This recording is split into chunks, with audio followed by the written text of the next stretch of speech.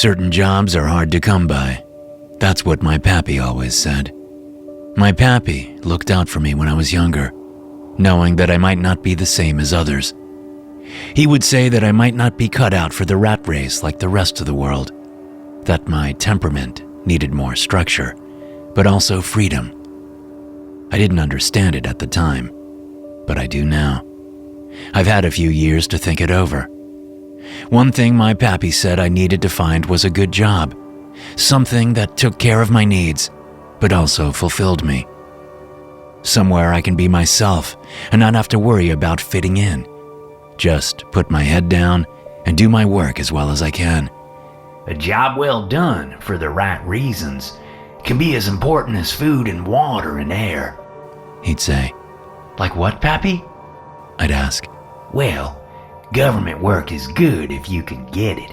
Steady pay, decent benefits, retirement plan, all the things a job should provide. That's what he said. Get a government job and you'll be set for life. So that's what I did. Went and got me a government job. 13 years it's been since I signed on the dotted lines and pledged these hands to the good of my country. 13 years, yet it feels like yesterday. What was it? A Tuesday? Yeah, a Tuesday. In December. That part I definitely remember because there was Christmas music playing in the lobby of the recruitment office. Not that they called it that. No, the sign outside said, Malcolm's Accounting and Tax Services. It was confusing, but the address on the piece of paper in my hand matched the address of the accounting business, so I went inside. Good morning, the pretty receptionist said, and she was pretty too. Unlike me, my ugly mug can scare the freckles off a redhead. I smiled at the young woman, and to my surprise, she didn't flinch. Usually, when my wide lips pull back to show my scraggly-ass teeth, the ladies look the other way. She only smiled with me, then asked, "What can I do for you today, sir?" I tucked the piece of paper into my pants pocket and looked about the office. I was told to come here for a job, I said, studying the place. Along with the pretty receptionist's desk, there was a side table with a coffee maker and all the fixings, an empty desk set in the corner next to a single closed door, and a water cooler that looked dicey. It had a small plastic food container on the floor beneath the spigot. It dripped once, then twice, while I stared at it. A folding chair sat next to the water cooler. It looked so old and rickety that I suspected that if the wall wasn't behind it, it'd just fall over. "Sir, what job are you applying for?" I looked back at the receptionist. Yes. Sorry, I think I'm in the wrong place.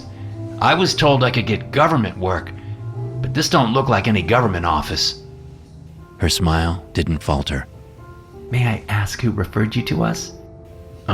No, that's all right. I got it wrong. Stupid me. I'll be going now." I nodded at her and turned on my heel, certain there'd either been a mistake or someone was playing a joke on me. I'm used to that, getting jokes played on me. Since I was a tyke, others been poking fun at me because of how I look and how I think different. Even the teachers were less than considerate. "You look like an overbaked head of cauliflower," my gym teacher said when I was in middle school. "This, class, is an example of when recessive genes combine in unhealthy quantities," my high school biology teacher said, making me stand in front of the class so he could point out my jug ears, my bulbous nose, my sharp cheeks, and my thick, low brow. "More like when cousins marry," one of my classmates shouted. Everyone laughed. My biology teacher didn't tell them to stop. He might as well have laughed too. As I reached for the accounting office's front door, the receptionist said, "Sir, I think you are in the right place. What job are you applying for? If you tell me, then I can check our listings." I paused and looked back at her, then glanced around the office again. I laughed a little. "Nah, just someone having fun with old Chuck." I said shyly, shrugging my shoulders up to my big ears. Thank you, though. Have a nice day. Mr. Grimley, don't leave. The receptionist called out as I started to step through the front door. I don't need to tell you that her saying my last name took me more by surprise than walking into an accounting office when looking for government work. With the front door held open, I looked at her over my shoulder and frowned at the pretty lady. How do you know my name? I asked, feeling like a rabbit about to spring the trap that seals its fate. I didn't say my last name. No, Mr. Grimley, you didn't. She shuffled some papers around, then pulled a single sheet out of a thin file folder. But we've been expecting you. We? Who's we? The government, of course. You said you came looking for government work, right, Mr. Grimley? I did, yeah. Well, you are in the right place. She studied the single sheet of paper. Charles Wilford Grimley. Prefers to be called Chuck. Born in Utica 38 years ago. Her eyebrows shot up. Oh, and look at this. She smiled up at me. You're a legacy. Your grandfather worked for us too. She returned her attention to the paper and frowned. Oh, I'm sorry to see he passed away. Lived to be 88. He was a good man, I responded, confused even more. But my pappy didn't work for the government. He was a security guard at a scrap metal yard. She looked up, and her smile was blindingly kind. That's right, he was. She gestured to the single chair against the wall. Please, Mr. Grimley, have a seat. I'll let the preparer know you are here. The preparer? Yes, the preparer. We are a tax office after all. She gave me a sly wink, and I couldn't help but grin. I took a look at that rickety chair, then nodded and stepped back from the front door. I don't think that thing will hold me, I said, eyeing the old chair. Then I waved my hands over my bulk. I ain't small, that's for sure. I'll stand. Looks can be deceiving, Mr. Grimley, she said, and pointed at the chair. The preparer will see you shortly. It was all a lot to take in, but I needed the job. Guys like me don't get offered the good breaks. I ain't gonna be selling cars or working retail with a mug like mine. I'd scare off half the housewives who looked at me. So I sat down and waited, and waited, and waited. Coffee? Water? The receptionist asked me. No, thank you. I stared at the water cooler until it dripped. I'd been watching it, studying its leak. I can fix that, you know. You can? Well, that'd be lovely. I am sorry that the preparer is taking so long. As you can see, it can get hectic around here. I didn't see, since no one else was in the office, and the phone on her desk hadn't rung once since I'd arrived. But I smiled and nodded as if I understood. She opened the bottom drawer of her desk and pulled out a small toolbox, then held it out to me. I hope this has everything you need in it. I took the toolbox and opened it. I looked up at her, and she smiled at me. There's a gun in here, I said, and held the toolbox out away from me, hoping she'd take it back. She blinked at me like I'd said something silly. Yes, there is a gun there, and a screwdriver set, a variable size wrench, a small hammer, and a roll of duct tape. Do you need different tools? I assumed between the screwdriver set and the wrench, you could fix the water cooler spigot. Yeah, I can, sure. But why is there a gun in here? I asked, still holding the toolbox out to her. In case a gun is needed, she stated, as if it were the most normal thing ever. She didn't take the toolbox back, so I set it on the floor by my feet and pulled out the wrench, making sure my fingers didn't brush the gun. The thing gave me the creeps. I'm not a fan of firearms. As I got up and knelt in front of the water cooler, one hand on the spigot, one hand holding the wrench, the front door opened, and two large men walked in. How you doing this morning, sweet stuff? One said. Looking fine, miss. Looking fine, the other said. Can I help you, gentlemen? The receptionist asked, and I could tell by the tone in her voice that she wasn't happy the men had walked in. Do you need accounting help? Do we need accounting help? The first one asked the second one. Then they both pulled out very large pistols. Yeah, I think we do. My pal and I are a little light on funds. How about you help us out and give us everything you got in this place? The receptionist froze. I hadn't seen terror like that on a face before. What you staring at, you ugly freak? The second guy said to me, aiming his pistol in my direction. Unlike the receptionist, I didn't freeze. I threw that wrench straight at him. What the? He yelled as he ducked.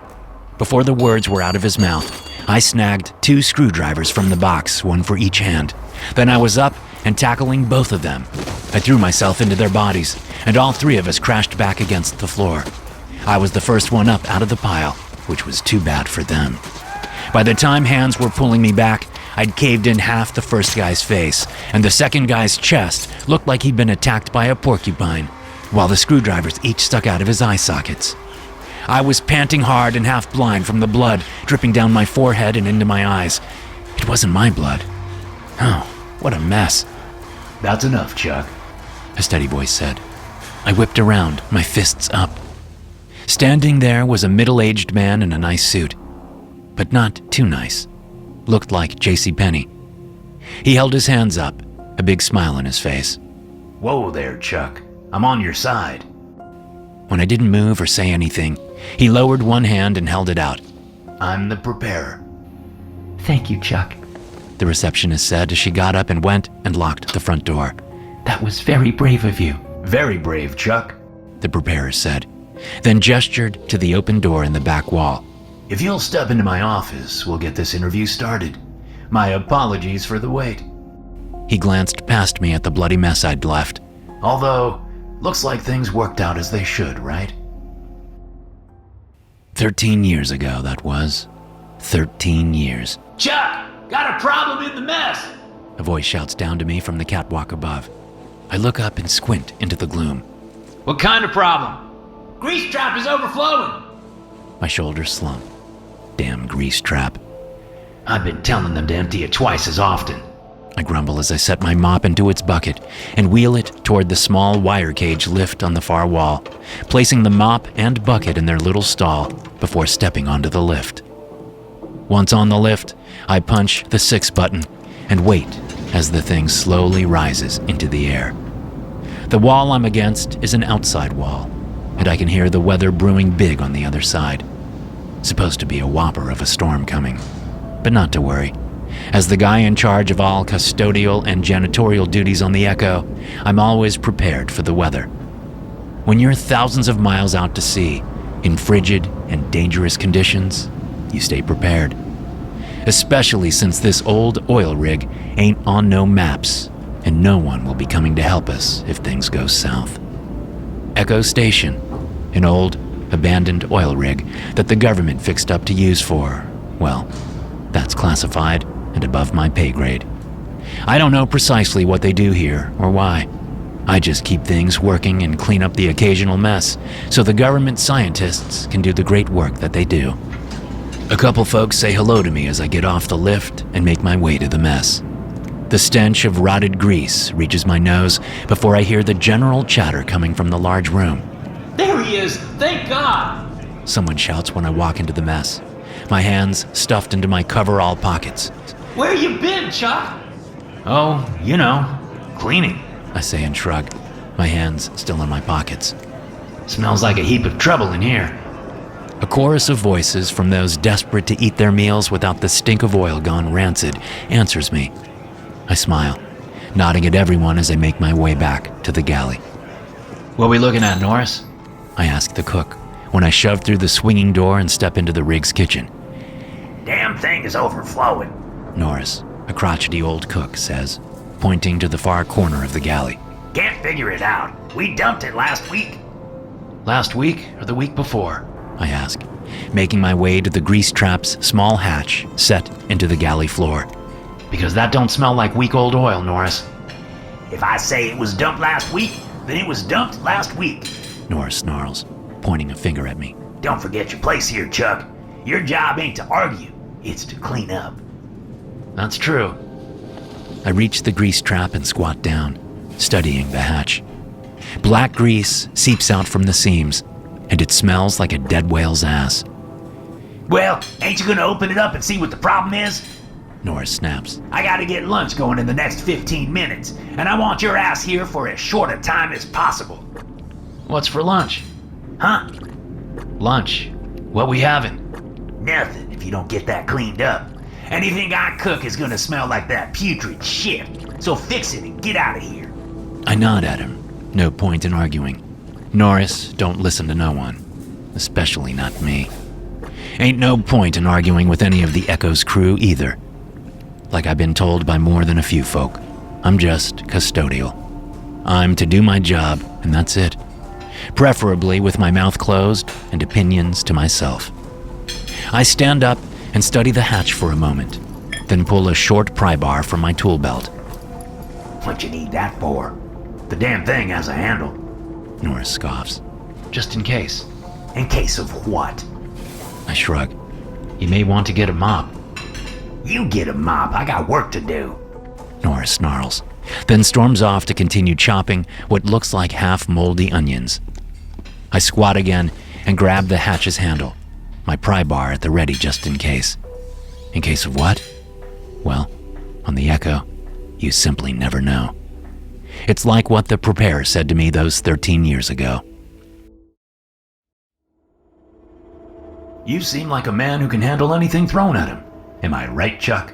Do you mind if I call you Chuck, Chuck? He said. That's my name, I replied with a smile and a nod. and yes, sir, I can handle anything thrown at me. That's what I thought. He shuffled some papers on his desk until he found the one he was looking for. I happen to have the perfect job for you, if you are interested. Oh, yes, sir, I'm interested. Thank you. Don't thank me yet. This won't be a picnic. Never been on a picnic, sir, so I don't know what I'd be missing. He eyed me for a moment, then laughed. You remind me of your grandfather. You knew my pappy? A little, yes. Mostly by reputation. But we crossed paths a few times, and he was always pleasant. He was the best. Speaking of family, you aren't married, correct? I shook my head. Good. Children? I shook my head. Very good. Any personal attachments or friends you'd miss? No, sir, Mr. Preparer. I'm what they call a lone wolf. I almost howled to emphasize the point, but I held back. I was in a job interview. Howling wasn't appropriate. Perfect. He flipped the piece of paper around and slid it across his desk to me. Then he pulled it back. I can trust you, right, Chuck? Of course, Mr. Preparer. Because what I'm about to tell you is classified. If you tell anyone about this, well, I'd be in a heap of trouble, and you'd end up dead in the river. He was smiling, but I knew right then he wasn't kidding. I shook my head and gave him a serious look. I wouldn't tell a soul, sir. I didn't think you would. He gave me a wink and tapped the paper. Echo Station, up in the Arctic. An old oil rig repurposed for government use. The Arctic? Like the Circle? Yes, Chuck. Just like the Circle. That's gotta be awfully cold. It is. Will that be a problem? No, sir. That's why God made gloves and parkas. Indeed he did, Chuck. Indeed he did. He tapped the paper again. This is a well-paying job, with full government benefits, plus retirement after 20 years. Full pay. Retirement with full pay? Wow. Well, trust me when I say that if you want to make it to 20 years, you'll have earned it. He waits for that to sink in. When I realized he said, if, I frowned. Oh, I'll make it. I'm not a quitter, Mr. Preparer. Not Chuck Grimley. I know you're not, Chuck. That's why you're here. But I have to tell you that this position comes with a good amount of danger. He pulls the piece of paper back, and I feel my stomach drop. Danger, and one condition that cannot be broken. I can handle danger, I say, nodding hard. I'll take the job. Yes, I saw that you can handle danger, Chuck. But you have to hear the condition before I can let you sign this paper. He takes a deep breath and lets it out slowly. Once you step aboard the Echo, you cannot leave. Ever. not for any reason, not medical or personal. For the next 20 years, you live on the Echo only. Do you think you can handle that, Chuck? Yes, sir. I replied without hesitation. And if I make it 20 years, then I can retire and leave the Echo, yeah? Or do I stay on when retired? You can leave, of course. It's just... He turns and stares at a poster of a giant sun smiling down on a cartoon meadow with the words, "Have a sunny day," on it. Well, Chuck, I'll be straight with you. No one has made it 20 years. I will. Again, I said it without hesitation. Mr. Preparer laughed. You know what, Chuck? I actually believe you. 13 years. When I yank the grease's trap's hatch open, I have to blink a few times before I realize what I'm looking at. Sorry, Norris. I owe you an apology. I say to the cook. Yeah, you do. He responds as he continues chopping moldy onions. What for? The grease trap's not filled with old oil. What's it filled with? I study the thing. Looks like First Mate Stanley. Although, I can't see a head, just a body. So I'm not 100% sure. But the body has a signet ring on its right hand, which is the same as what Stanley wore. Norris hunches over to me, stares down in the grease trap where the headless corpse is stuffed, which was causing the grease to overflow, then spins and hurries to the sink so he can throw up. I just scratch my cheek and wonder how someone managed to get the body in the grease trap. It's a tight fit. Yeah, sure, it'd be easy to get it out, simply because it's all greased up and the mess is already made. But getting it in without spewing used oil everywhere must have been a bitch. I'll tell the captain, I say and stand up. I point my pry bar at the open grease trap. Keep an eye on Stanley, will ya? Norris pukes again, and I shake my head as I walk out of the galley. Damn, Chuck! It stinks worse now! Someone shouts. Do your damn job and clean that stench up, man! Another calls. Don't you worry, folks. I'll make sure this is all cleaned up in the end. I say. I smile at everyone until I'm out in the corridor. Then I turn and head for the stairs that lead to the command center. I could call Captain Oritz with the walkie on my tool belt, but I'm being cautious with the first mate stuffed into a grease trap and all. It feels like an in-person conversation. When I reach the command center, Captain Oritz is slumped in his chair, staring at a tablet in his hands. He's alone, which is unusual. The command center should be staffed with at least 3 other members of the crew. But then, I suppose one of those members is down in the galley, so... Captain? He doesn't turn away from the tablet. The soft glow of the screen illuminates his features, turning them nasty and cruel. Captain? Slowly, like he's fighting his own muscles, he swivels his head on his neck, his eyes tracking everything inch by inch along the way until he finally is able to focus on me. Chuck. Oh, hello. He mumbles in a strange, raspy, thin voice. It's not his normal bluster and confidence coming out of that throat, that's for sure. How can I help you? Captain, sir. I'm sorry to say that I found First Mate Stanley in the grease trap. He doesn't respond and just stares at me like he's waiting for more. Sir, he's dead. I add, hoping maybe he'll understand the situation a little faster. Dead? Yes, sir. In the grease trap? Yes, sir. That's an odd place to die. He returns his attention to his tablet. After 13 years on this rig and working under 3 different captains, I know when I'm dismissed. Even without words, captains have a way of telling you to get lost without telling you to get lost. Right now, Captain Oritz isn't telling me anything. It's like he's forgotten I'm even here. Sir, did you hear me? Should I call Security Chief Lowe?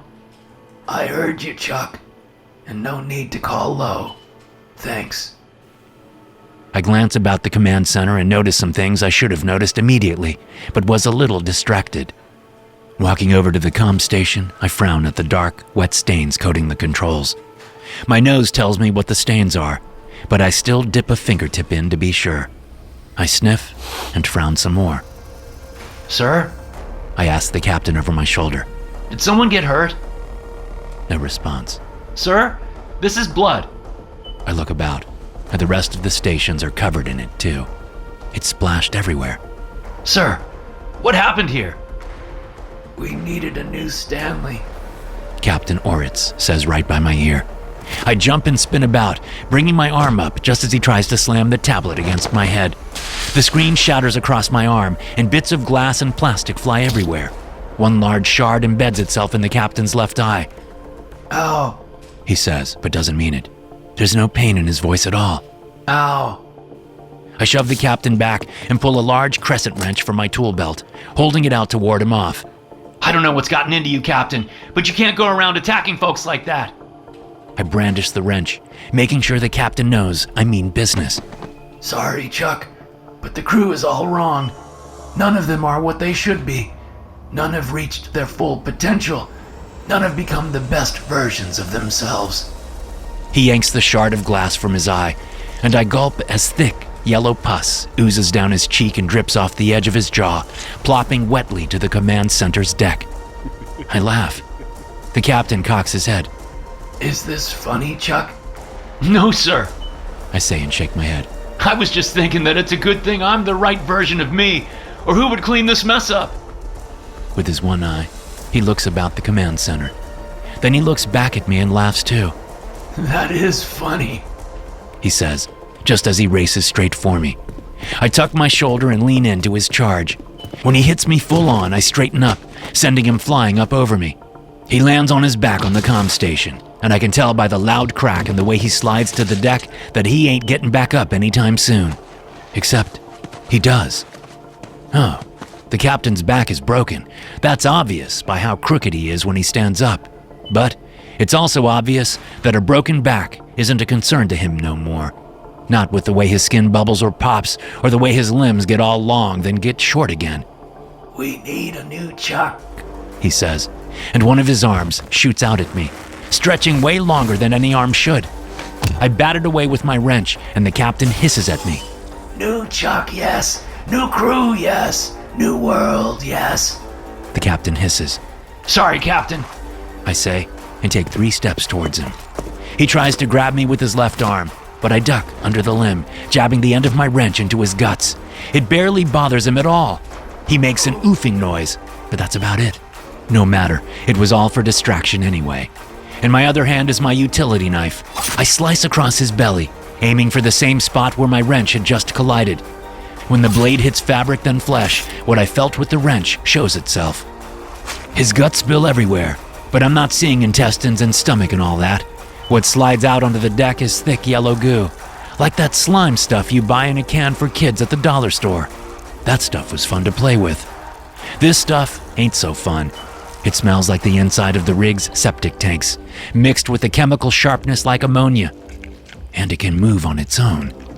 The captain's body collapses into a pile of yellow mush. That mush starts slipping and sliding across the deck toward me. Well, damn, I say, and back away quickly until I'm next to the command center's hatch. Without taking my eyes off the pile of jiggling yellow gunk, I put my utility knife back on my belt, then reach over to the side of the hatch for what I really need. Sorry about this. I'm sure it ain't your fault this happened to you, I say as I hold up the red canister and pull the pin. Then I squeeze the handle, and thick foam coats the pile of moving Captain Mush.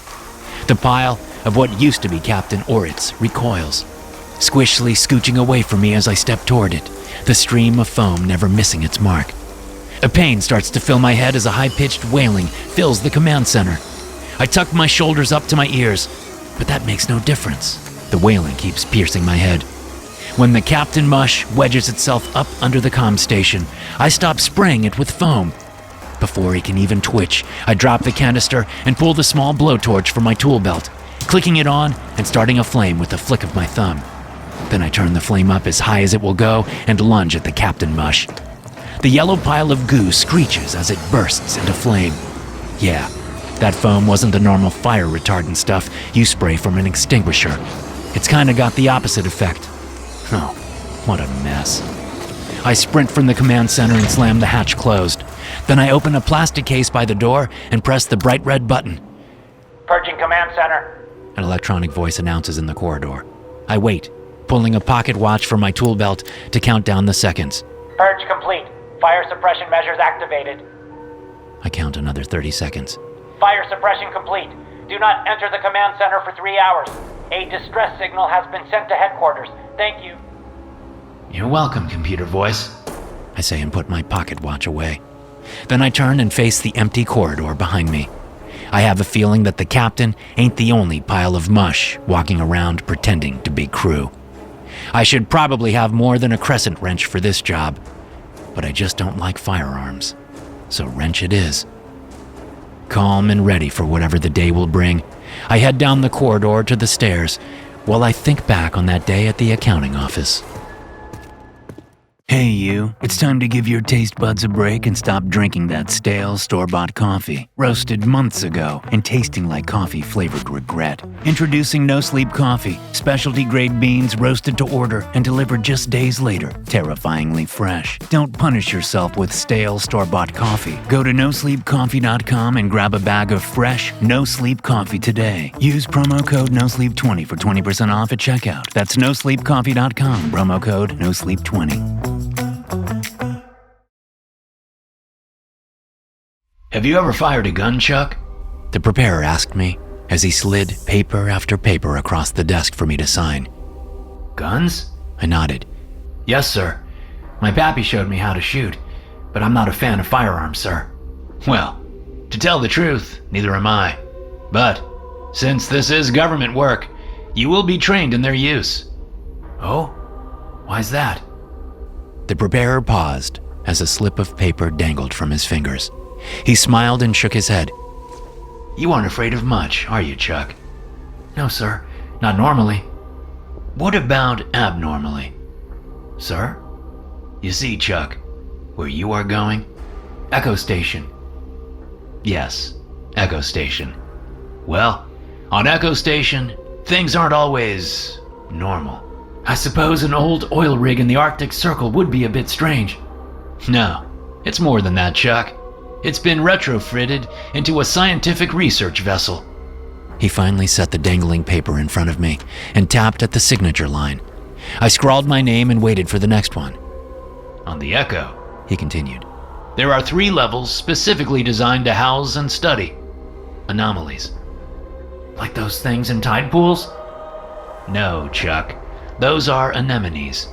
Anomalies are things or occurrences that are outside the spectrum of what is considered normal. Oh! I clapped my hands and startled the preparer. Sorry, got excited. What about?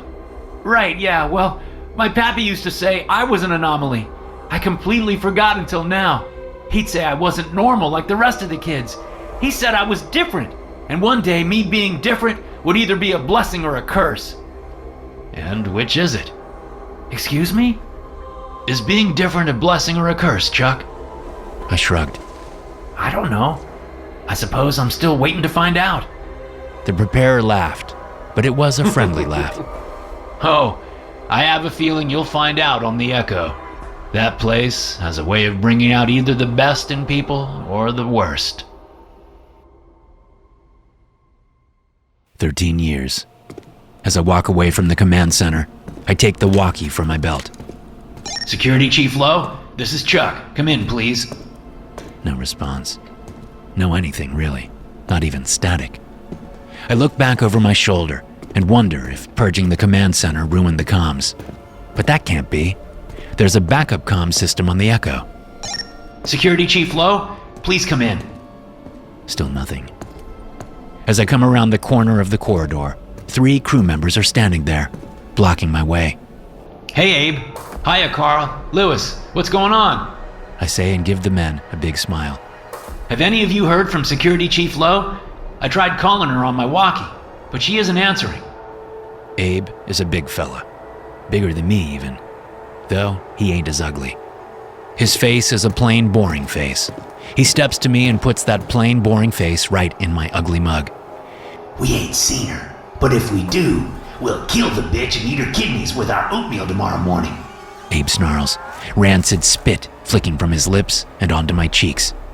My pappy always said to say it, not spray it. I respond, wiping my face with my coveralls sleeve. And you could use a breath mint, Abe. No offense. He grabs me by the front of my coveralls and lifts me up off my feet. I hear and feel the fabric tear.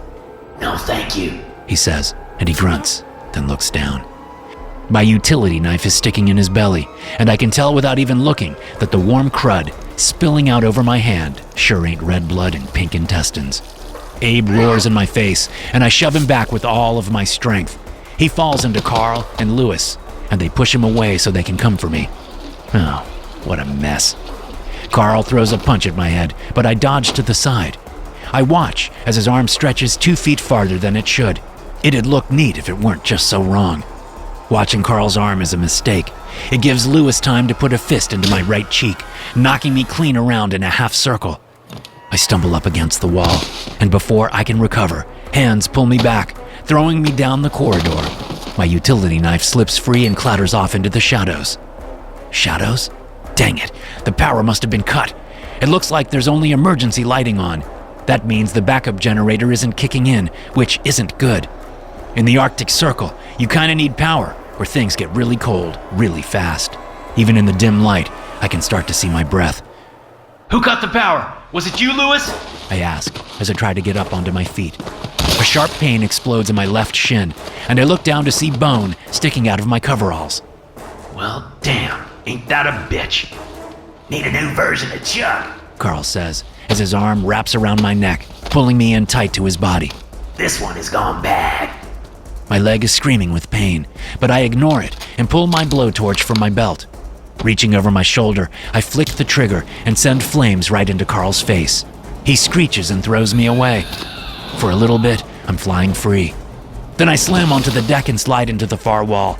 My leg is pure fire, and I have to bite my cheek to keep from passing out. Not nice, Carl! I shout and roll over and over, away from Carl as he chases after me, his foot continually stomping down on the spot right where I used to be. When I roll to the spot I want, I reach up and grab onto the fire alarm, pulling it down quickly.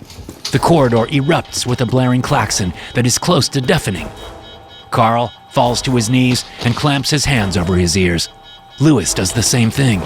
I reach into a small pouch on my tool belt and grab out my earplugs, stuffing them in my ears as fast as I can. I sigh with relief as the klaxon noise is cut in half. It still stings, but it isn't going to explode my brain anymore. I can't say the same for Carl or Lewis. Their heads swell and swell and swell, then pop like pus-filled balloons. So does Abe's. Not that he was much of a threat anymore. The corridor is filled with the stench of rotted meat and animal piss, like a bear's cave after a long winter. I hook my fingers into the not really a fire alarm above me and use it as leverage to help get me back on my feet. Or foot, since I ain't putting no pressure on my broken leg. Not that I can leave it this way. Not with bones sticking out and blood pooling all down my sock and work boot. I look at my tool belt and choose the best tool for the job, duct tape. As Abe, Carl, and Lewis dissolve into huge puddles of yellow mush, I ease my way around them and over to the closest hatch. I open it, but don't go inside. No, I just need a little leverage is all. Wedging my boot in the hatch, I pull hard, closing the hatch around my foot. Then I lean back as hard and fast as I can. The snap is loud. My scream is louder. I look down, and the bone is no longer sticking out of my skin. I fall on my ass and wrap enough duct tape around my lower leg that I almost use the whole roll. But when I stand up, I'm able to put a little pressure on the leg. Not much, but close enough to do the job. I limp down the corridor, avoiding the spreading puddles of yuck, and find my utility knife. Putting it back on my tool belt, I keep moving as fast as my leg will let me. I go down one set of stairs, see no one else, then another set. A few folks are milling about outside the rec room. When they see me, they all smile. A couple of them have yellow pus oozing down their chins. One guy named Victor is oozing from all orifices, just leaking out pus everywhere. Damn it, Victor. Who do you think has to clean all that up? I say as I get to the bottom of the stairs. Of course, as designed, there is a red canister bolted to the wall at the bottom of the stairs. I yank it free and aim the hose at the group. I suppose you all think there needs to be a new Chuck too, I say, my hand gripping the handle tight. If some of you don't, then I'd suggest getting out of the way. They all charge me. I let loose with the foam, and their shrieks fill the corridor as much as the chemical bubbles do. Limping forward, I push them back toward the rec room doorway. Most start to dissolve before they get there, but that's okay. I'm not wanting them to go play ping pong or anything. I just need a little space to get by. Careful not to slip on the foam or the mush, I limp by the group, keeping the foam flowing on them. By the time I'm past, there isn't a human form left. Some of the mush is wriggling and squirming, trying to survive against the all-purpose cleanser the canisters are filled with. But that's a losing battle. Nothing survives against the all-purpose cleanser. Their screeching silenced, I get to the next set of stairs and hobble down to the first secure deck. I toss the empty canister aside and put my palm to a security scanner next to a double-walled airlock hatch. There's a beep and a green light flashes as the airlock opens. The smell that comes out of the next corridor is a million times worse than a rotten grease trap. Everywhere is splashed with blood or pus. I have to lean against the wall and slide my feet forward just to get a few yards down to the next hatch without falling on my behind. I peer in through the porthole in the hatch and instantly see the problem. Experiment number 8531 has gotten loose. The doppelganger bacteria. I sigh with gratitude that I don't have to search the 2 levels below for the culprit of all this darn mess. I don't think my leg could take it. I open the keypad by the hatch and start to enter a series of numbers. Do you believe all orders should be obeyed, Chuck? The preparer asked me all those years ago. I stopped signing the 30-second piece of paper and frowned. Well, yes, I suppose I do. You don't sound so sure, Chuck. No, I'm sure, it's just, I don't know. I guess it depends on the order. The preparer smiled at me. Yes, there is always that. He nodded. What orders wouldn't you follow? I don't know if I can say for sure. Try. I shrug again. It's more like I'll know them when I hear them. If something just ain't right, well, then I don't suppose I can follow that order now, can I? And the government wouldn't want me to follow a bad order, would it? Now it's my turn to say that it depends on the order. But yes, in general, the government wouldn't want you to follow a bad order. He leaned forward, and I held my breath. This looked important. In this position, the job you are being hired for, you will be asked to do some difficult things. Things that most men would shy away from, that they'd refuse to do. But that's not the hard part, Chuck. The hard part is that you'll also be getting conflicting orders. People on the Echo will want you not to do these difficult things you have been ordered to do. They will fight you.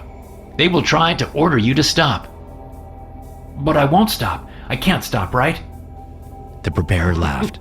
No, Chuck. You can never stop. If you stop, you will die. And all the work and breakthroughs and great stuff being done on Echo will be lost. And we can't have that, can we? No, sir. We can't have that. Good, Chuck. Good. He tapped the piece of paper in front of me. Just a couple dozen more signatures, and we'll be done here. 13 years. Step away from the hatch, Chuck. Security Chief Lowe says, pulling me from my memories as I key in the purge code. Now, Chuck. I sigh and look down the corridor. Security Chief Lowe stands there in only half her usual body armor, a chest plate and leg plates, but no helmet or arm plating. She has one of the few carbines we keep on board the rig pressed to her shoulder. She's got me dead to rights, so I let my hand fall and dangle at my side. She takes a few steps towards me. Which Chuck are you? The real Chuck or the changed Chuck? I blink a few times, confused. I'm Chuck. Always been Chuck. That's not what I mean! She shouts, still stepping my way slowly. The doppelganger bug got loose! Are you one of them or still one of us? I'm sorry. This day has been rough. Does being one of us mean I'm not made of yellow pus, or that I am made of yellow pus? You better not be made of that sick shit! Oh, good. Yeah, I'm regular Chuck. No yellow pus in me, no ma'am. She hesitates. Prove it. I nod at the keypad. I was about to. Just gotta purge this experiment bay here, and that should show that I ain't one of them. It's too late. Purging that bay won't do anything. We need to light this whole station up and get the hell away from here. Disappointment floods through me. I like Security Chief Lowe. She's good people, but Sorry, Chief, but Echo Station is too important to lose. I say and reach up to the keypad again. We can't destroy all of it. They are everywhere! She shouts. It's already out! Purging that bay won't do a damn thing unless we cleanse this whole entire station! I agree with you there, Chief. The whole station will need to be cleansed, that's for sure. Good! Now forget that bay and come with me. I have the lifeboat ready to go. Sorry, Chief, but we can't leave the Echo. That would be bad. We just have to stay here and clean this mess up. You can help, but I don't mind doing it myself. You'll probably have a ton of reports to write, so those powers that be know what happened here. Are you mad? At you? No. Why would I be mad at you? I mean, have you gone mad? Are you fucking insane? I'm not writing any reports. I'm leaving this hellhole. But I already said that we can't leave. I key in the last 3 numbers, and more klaxons blare as red lights flash inside the experiment bay. I nod at my job well done and turn to the chief. That should help with that. I frown at her carbine, still pointed at me. That won't do much against the yellow pus. Best to just use the cleanser canisters against the changed folk. You're fucking crazy, She says, lowering her weapon. I'm not staying to clean anything up. I'm leaving now. You can come with or die here. The second she turns around, I pull out my wrench and throw it. The tool collides with the back of her head hard enough that I hear the wet thud over the klaxons. She really should have had her helmet on. I'm sorry, Chief. I say as I limp down to her. She's on the floor, moaning and twitching, as a pool of blood spreads out from under her head. I kick her carbine to the side. I really don't like firearms. When I kneel next to her, she whispers, Please. "Shh," I say, and put a finger to her lips. Then I slash her throat with my utility knife. And that's that. Well, not quite. I still have a lot of work to do. This station isn't going to purge itself of those nasty yellow pus people now, is it? I'd better get to it. It is my job, after all. There we are, The preparer said. You are officially hired, Chuck. Isn't that wonderful? You mean I got government work? You certainly do have government work, He said with a friendly chuckle. When do I start? Right now. He opened a drawer in his desk and pulled out a pill bottle. Personally, I'd take 2. That'll help you sleep during the entire journey. If you wake up too soon, then they give you a shot. And from what I've heard, those have a nasty hangover. He shakes out 2 pills and hands them to me. I bounce them in my palm, then start to toss them into my mouth. Whoa there! He cries, and I pause, almost letting the pills fall to the ground. What's wrong? I ask as I grip the pills tightly in my hand. Take them tonight when you go to bed. That'll give you time to pack a light bag with some clothes and personal effects. When you wake up next, you'll be on Echo Station. Just like that? Just like that. Wow. Government work is exciting. The preparer laughed. You have no idea, Chuck. I wasn't wrong. Government work is exciting. It's also, well, a lot of work. After giving my leg a shot of something from the first aid kit, I struggle through the rest of my day. Every single member of the crew has to be cleansed. Not a single one is who they are supposed to be. By the time I've put them all down, my leg is hurting so bad I can hardly stand.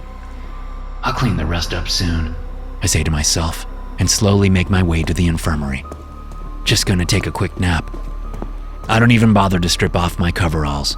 I just climb into one of the infirmary beds and pull the covers up over my head. I have no idea how long I sleep, but the sound of incoming rotors wakes me up quickly.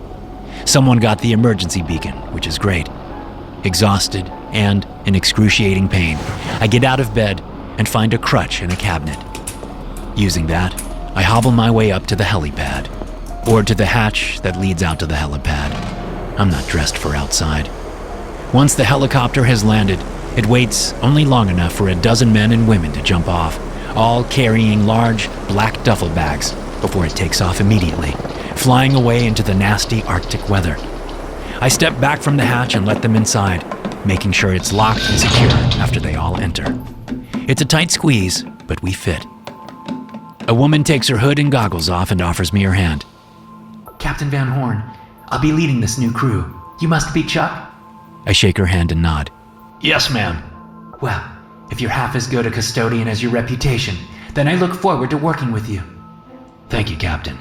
But I have to say that I haven't done a very good job this time. The whole crew stiffens, and a couple of them grab onto their sidearms. Are you saying there are still anomalies loose on Echo? She asks. Oh, dear Lord, no. I reply quickly. I took care of all of them. Don't you worry about that. I just haven't had a chance to clean up the mess. Christ! Is your leg broken? A man asks and squats by my leg. Jesus! That's bone trying to poke through that duct tape. Yeah, that has slowed me down, I say and shrug. Not that that is any excuse. Captain Van Horn shakes her head and laughs. Dr. Hale, would you please escort Chuck to the infirmary and give him a full workup? Of course. The man squatting by my leg says. You go with the doctor, Chuck, and we'll start cleaning up the station, The captain says. Oh no, I can't let that happen. I say.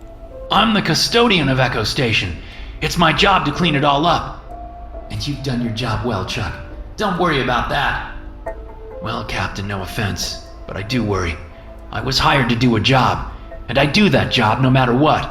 All I need is a splint on my leg, some Tylenol in my belly, and a mop in my hand.